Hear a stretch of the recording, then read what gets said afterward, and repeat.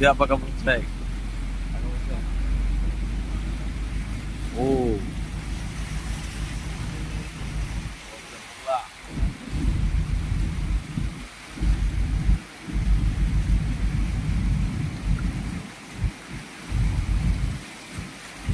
Rumah tandem yang kat sini memang subsidi. Rumah sini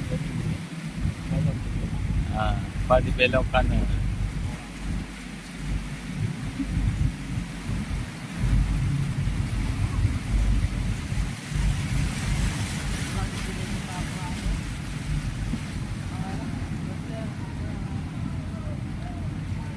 Jalan